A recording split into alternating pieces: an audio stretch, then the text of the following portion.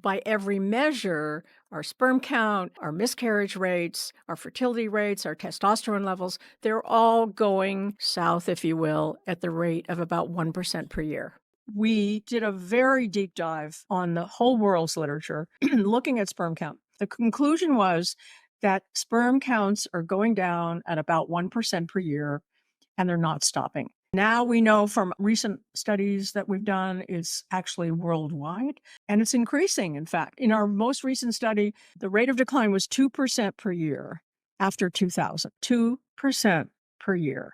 If you go all the way back till 1973 and look at the whole spread, it's over 1% a year. So my thesis is that chemicals in the environment, that's a very broad class, so we'll have to say some chemicals in the environment at the right time affect fertility. Fertility is one area that I've focused on, but actually this class of chemicals that I'm primarily interested in are those that affect the body's hormones. So those are known as hormone disrupting chemicals or endocrine disrupting chemicals.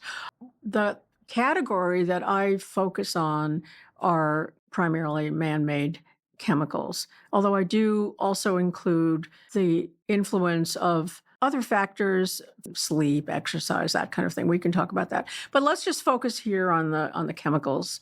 Dr. Shanna Swan recently starred in Netflix's documentary The Plastic Detox, where she helped infertile couples clean up their home environment by changing the plastic products they use for safer alternatives.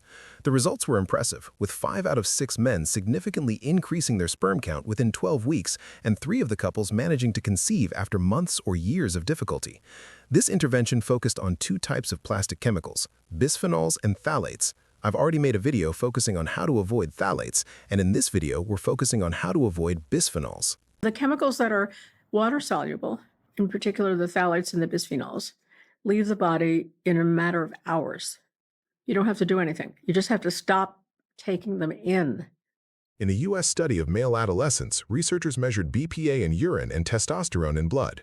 Boys in the higher BPA exposure groups had testosterone levels about 37% to 54% lower than those in the lowest exposure group, and this association remained after adjusting for age, body weight, income, and other potential confounders. By the end of this video, you'll know how to reduce your exposure to bisphenols to the highest extent possible. If you're interested in doing everything you can to increase your testosterone and optimize your health, then consider subscribing for more informative guides. We'll start with how to reduce exposure with your diet, because diet is understood to be one of the main sources of exposure to bisphenols and other endocrine disruptors for most people, and canned foods and drinks are one important contributor. The primary source of BPA is in the lining of cans. So any drink or soup or anything that comes in a can is going to be Any can, all any cans. can, unless it's a high-end, elite company that's made the change from BPA to an alternative lining. The insides of food and drink cans are coated with epoxy resins to prevent corrosion and stop the food tasting metallic. A study showed how easy it can be to reduce exposure by switching from canned to fresh foods. An intervention lasting just 3 days where families avoided canned foods, plastic containers, fast food, and delivery food resulted in urinary BPA levels falling by about 53% in mothers and about 48% in children. In the US, BPA is still considered safe at levels much higher than in the EU and doesn't have a total ban in sight. For years, the EU allowed BPA in food packaging, as long as only tiny amounts leached into food. But in January 2025, that changed. Instead of limiting it, they moved to banning it in food contact items entirely. That doesn't mean it's all gone yet, though, because due to transition periods, BPA-lined cans can still legally be sold in the EU until mid-2026, and some categories until 2028. Unlike phthalates that migrate into fatty foods like cheese easily, bisphenols are more influenced by heat and acidity, so foods like canned tomatoes and citrus-based products tend to drive higher leaching. The exposure we get from cans is a consequence of an intentional use of bisphenols for a purpose, but we are also exposed to low levels of bisphenols in our food due to contamination.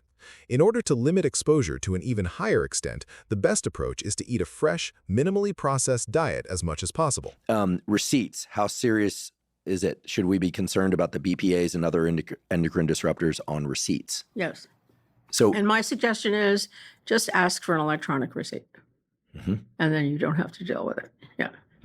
But they're definitely absorbed, into your body. Receipts are one source of hormone disruptors many people have heard of. Many thermal paper receipts are coated with a chemical layer that reacts to heat to form the printed text, and that layer often contains bisphenols.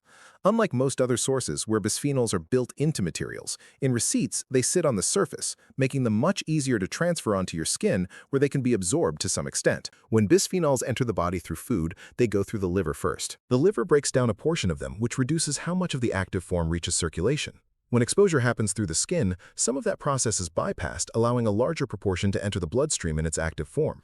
So avoiding receipts where you can is a simple, low-effort change. And by the way, BPA has some bad relatives such as BPS and BPF. And maybe you'd be interested in this story. So when it came out that BPA was estrogenic, when this came out that this was a bad thing, the manufacturers started selling things that say BPA free. I'm sure you've seen that. The trick is that instead of BPA, they use BPS. Sneaky rats. And BPF. So and sneaky. These are chemicals, these are lookalikes, they're analogs, and they're just as harmful. When BPA was restricted in products like baby bottles, manufacturers didn't all switch to the same materials. Some switched to completely different plastics like polypropylene, which don't use bisphenols at all.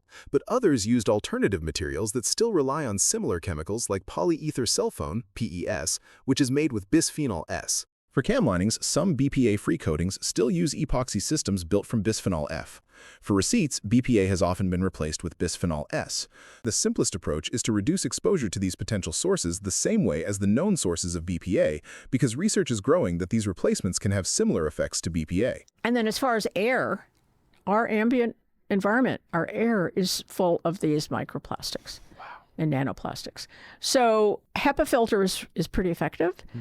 Bisphenols are also found in indoor dust. One study found BPA in 95% of household dust samples. They're continuously shed from everyday materials and enter the environment during manufacturing and waste degradation, and eventually settle into our indoor environments. They can linger in the house and come into contact with us on a daily basis, making it a consistent low-level exposure. Another thing that's effective is to just leave your shoes at the door. Then you're not bringing in those particles from the outside into your home. And vacuum with a HEPA filter. In order to remove pollutants like bisphenols from your home, it's important to use a vacuum with a HEPA filter, and you can also use an air purifier. These two in combination can help to reduce contaminated dust in your home. The same thing applies to phthalates, which I covered in the previous video. So when you do this, you're not just dealing with bisphenols, but with phthalates too. It would be good to treat your water because we now know that water contains lots and lots of micro and nanoplastics.